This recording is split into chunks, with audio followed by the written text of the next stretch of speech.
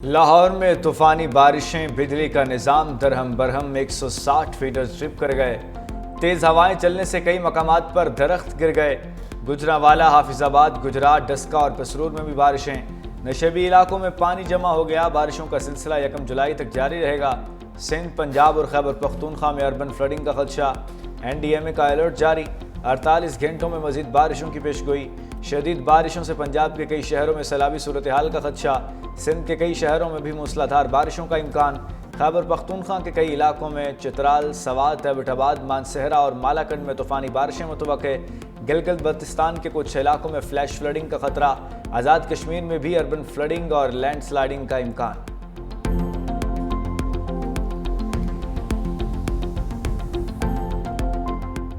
बलूचिस्तान में शदीद बारिश, ज़ियारत में सैलाबी सूरत हाल। कली जरगी डैम के करीब 3 खवातीन नदी में डूब गईं। रेस्क्यू हुकाम ने 2 को बचा लिया। अटक में खातून बरसाती नाले में गिरकर जान बहा। कयोब में सैलाबी रेले में बह जाने वाली 4 खवातीन की नमाज जनाजा मुल्तान में अदा कर दी गई। उधर दरियाए सवात में डूबने वाले दानियाल की लाश भी निकाल ली गई। मैयत मर्दान रवाना। गिलगित बल्तिस्तान में ग्लेशियर पिघलने से सैलाब। हुंजा में पानी के रेले ने तबाही मचा दी, फसलें तबाह। सवाबी भी सैलाबी रेलों की जद में, पानी घरों में दाखिल। सैलाबी रेलों की आमद के पेश नज़र हरीपुर में भी अलर्ट जारी। नदी नालों के करीब रिहाइश पजीर अफराद को इलाके से निकाल लिया गया। शुमाली इलाका जात की सैर के लिए जाने वाले सयाहों को दरियाओं के किनारे जाने से मना कर दिया गया।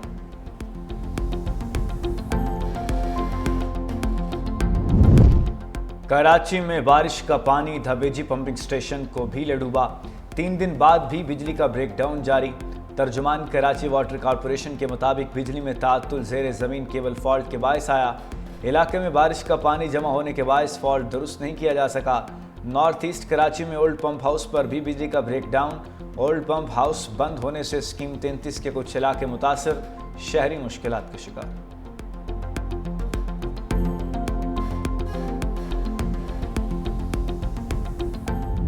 अल्फाज ही नहीं है ये इस हादसे का जो अफसोस करना या इस ख़ानदान पे जो है क़यामत गुजर गई है। तो मैं समझता हूँ कि ये टोटल ब्रेक डाउन है कि रेस्क्यू का।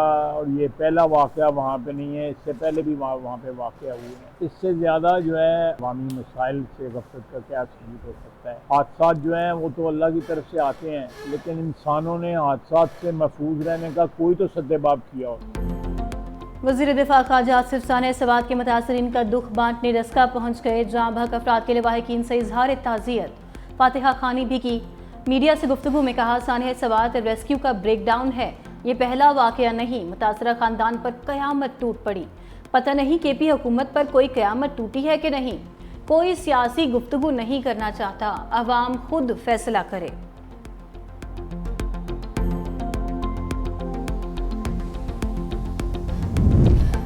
सियासी मंजरनामे पर बड़ा ब्रेक थ्रू। वज़ीर-ए-आज़म शहबाज शरीफ अपने नाराज़ दोस्त चौधरी निसार को मनाने उनके घर पहुंच गए।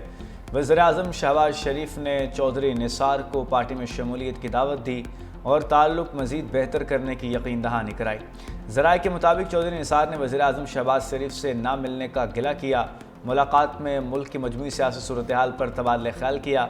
मरीम नवाज शरीफ को पार्टी में सीनियर ओहदा देने के फैसले पर चौधरी निसार नाराज़ हो गए थे।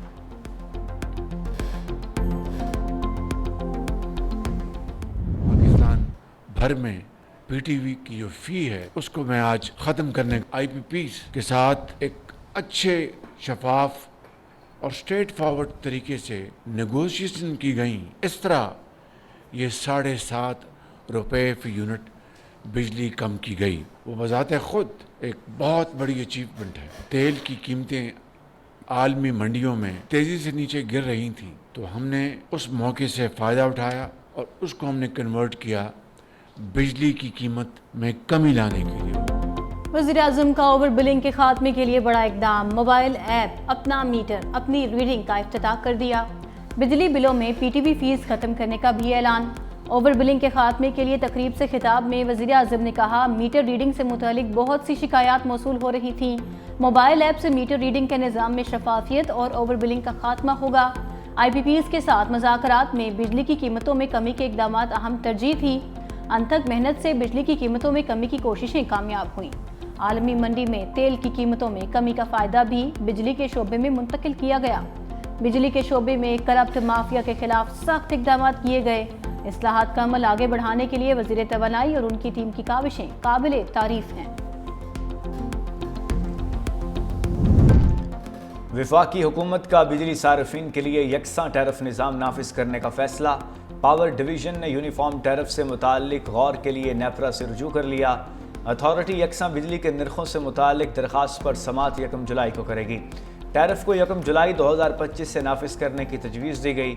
समात के दौरान यकसा टैरिफ सब्सिडी और रेट रिप्लाइजेशन पर गौर किया जाएगा।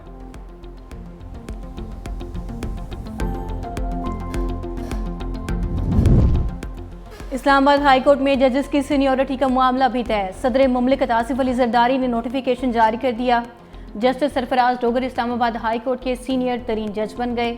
जस्टिस मोहसिन अख्तर खयानी सीनियरिटी में दूसरे, जस्टिस मियां गुल हसन तीसरे और जस्टिस तारिक महमूद जहांगीरी चौथे नंबर पर होंगे। इस्लामाबाद हाई कोर्ट के मुस्तकिल चीफ जस्टिस की तैनाती के लिए जुडिशल कमीशन का इजलास भी 1 जुलाई को तलब। चीफ जस्टिस याहिया आफरीदी सदारत करेंगे। Chief justice Islamabad high court के लिए जस्टिस सरफराज डोगर, जस्टिस मोहसिन अख्तर खयानी और जस्टिस मियां गुल हसन औरंगजेब के नामों पर गौर होगा।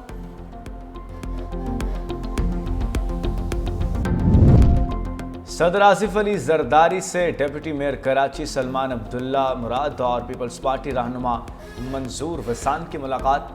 डिप्टी मेयर ने KMC के जारी तरक्याती मनसूबों पर ब्रीफिंग दी। सदर जरदारी ने कहा कि कराची के लोगों ने बिलावल भुट्टो जरदारी के विजन पर एतमाद करके पीपल्स पार्टी को कामयाब किया। कराची की तामीर और तरक्की के लिए शब रोज़ मेहनत करें। साबिक वज़ीर मंजूर हुसैन वसान के सदर से सियासी सूरत हाल, पार्टी और हुकूमती अमूर पर गुफ्तगू, ज़रई शोबे को दरपेश मुश्किलात से भी आगाह किया।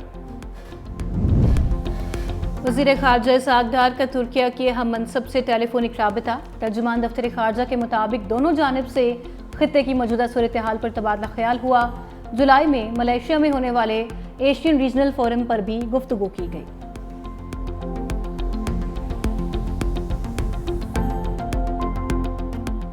मखसूस नशस्तों के हवाले से जो सुप्रीम कोर्ट के कॉन्स्टिट्यूशनल बेंच का फैसला है, जिन जजेस ने उन मखसूस नशस्तों को PTI से लिया, मेरा ख्याल है उनका नाम कोई तारीख अच्छे अल्फाज में नहीं याद करेगी। हम लोग वज़ीर-ए-आज़म इमरान खान साहब के सफाई हैं और हम लोग पीछे नहीं हटेंगे। मखसूस नशिस्तें हमसे छीन ली गई, अदलिया का ये इकदाम स्याह अल्फाज में लिखा जाएगा। ये हाइब्रिड रजीम है। अपोजिशन लीडर उमर अयूब कहते हैं, हम मुकम्मल तौर पर बानी PTI के साथ हैं। अगर KP बजट मंजूर ना किया जाता तो वफाकी हुकूमत फाइनेंशियल एमरजेंसी के तहत एमरजेंसी लगा देती। सूबाई हुकूमत का बजट बानी की जानिब से फाइनल होने पर ही मंजूर किया गया है।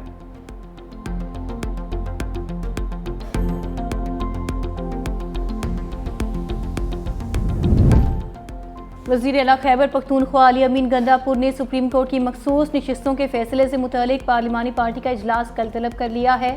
वज़ीर आला खैबर पख्तूनख्वा पार्टी अरकान से मखसूस नशिस्तों के फैसले के बाद की सूरत हाल पर मुशावरत और पार्टी अरकान को एतमाद में भी लेंगे। इजलास में अपोजिशन की सफबंदी के पेश नज़र अहम फैसले भी मुतवक्के।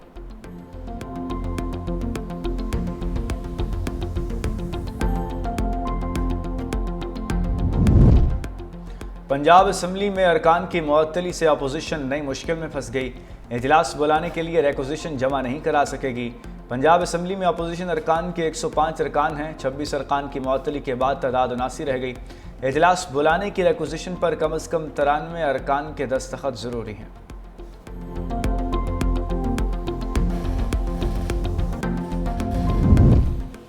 कराची में हमारी मेयरशिप पर डाका मारा गया। हमारी जीती हुई सीटों पर कब्जा किया गया।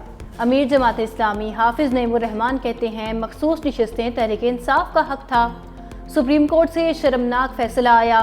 सुप्रीम कोर्ट से जाली फैसले करवाकर सियासत की जाती है। आम इंतखाबात में धांधली से हमें कई नशिस्तों से महरूम किया गया।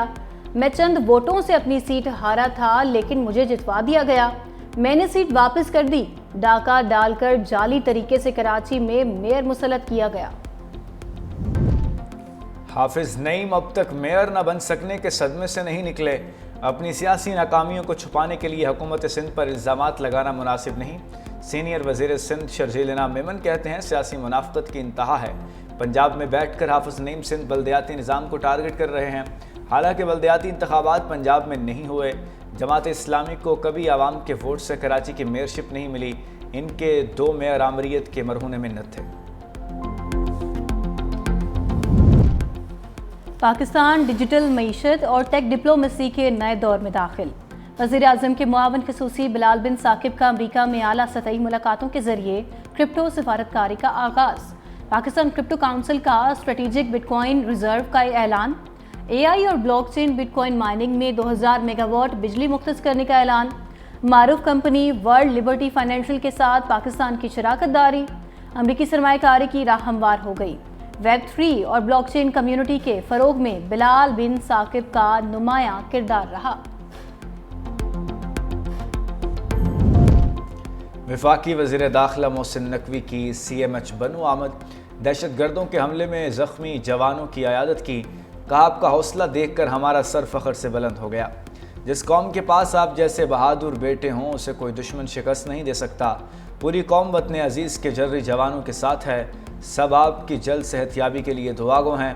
IG खैबर पख्तूनख्वा ने भी वज़ीर दाखिला के हमरा ज़ख्मियों की अयादत की।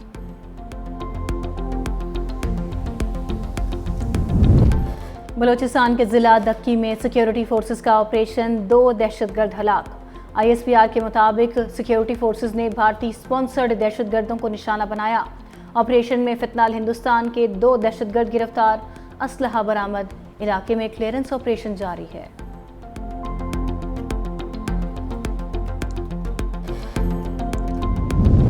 मोहब्बत की शादी नाकाम होने पर कराची में फंस जाने वाली ट्यूनिस की सुंदा के लिए रिलीफ। वतन वापसी की राह हमवार। ट्यूनिस के सिफारती एहलकारों के लियाकताबाद विमेन पुलिस स्टेशन आमद। संदा अयारी को इस्लामाबाद ले गए। SHO उज़्मा अफजल ने भी तस्दीक कर दी। सिफारती ज़राए के मुताबिक संदा के वतन वापसी के लिए इंतजाम किए जा रहे हैं। कराची में निकलेरिया ने एक और जान ले ली। महकमा सेहत सिंध ने 17 साला नौजवान की निकलेरिया से मौत की तस्दीक कर दी। नॉर्थ कराची के रिहायशी सैयद शाह अली कादरी का 27 जून को निकलेरिया टेस्ट मुस्बत आया। अगले ही रोज़ नौजवान इंतकाल कर गया। निकलेरिया से जाँ बहक होने वालों की तादाद 4 हो गई।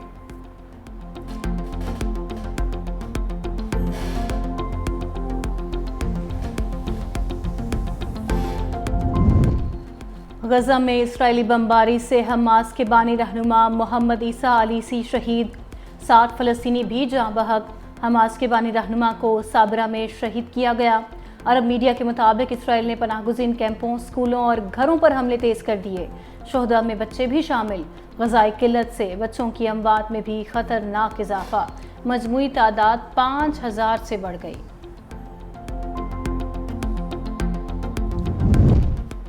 इसराइली वज़ीर-ए-आज़म यरगमालियों की बाजियाबी के लिए हमास से डील की कोशिश में है। अदालती कार्रवाई ईरान और हमास से डील में रुकावट बनेगी। अमेरिकी सदर इसराइली वज़ीर-ए-आज़म की हिमायत में फिर सामने आ गए। कहा, इसराइल में नेतन्याहू के साथ जो किया जा रहा है वो खौफनाक है। कैसे मुमकिन है कि इसराइली वज़ीर-ए-आज़म सारा दिन अदालत के कमरे में गुजारें। नेतन्याहू ने अमेरिका के साथ मिलकर ईरान के न्यूक्लियर प्रोग्राम के खिलाफ बड़ी कामयाबियाँ हासिल की। अमेरिका इस अदालती कार्रवाई को हरगिज़ बर्दाश्त नहीं करेगा।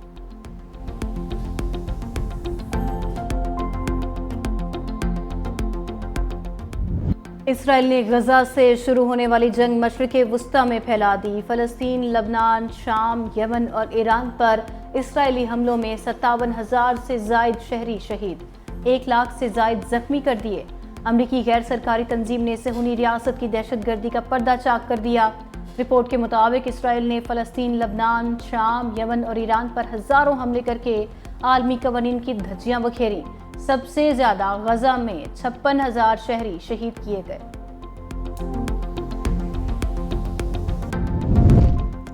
फ्रांस में तैयारा गिरकर तबाह, फ्रांसीसी फौज के साबिक ओहदेदार समेत 3 अफराद हलाक।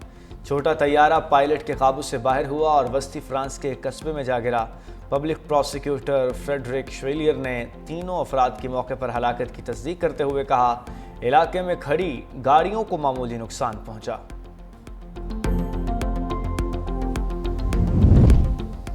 भारत में मुस्लिम और पाकिस्तान दुश्मन पॉलिसियों का एक और सबूत। दिल्ली यूनिवर्सिटी का इस्लाम, पाकिस्तान और चीन से मुतल्लिक कोर्सेज खत्म करने का फैसला।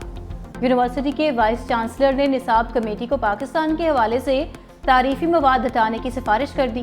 यूनिवर्सिटी के फैकल्टी मेंबरान का फैसले को सियासी और नजरियाती सेंसरशिप करार देते हुए शदीद तहफ़्फ़ुज़ात का इज़हार।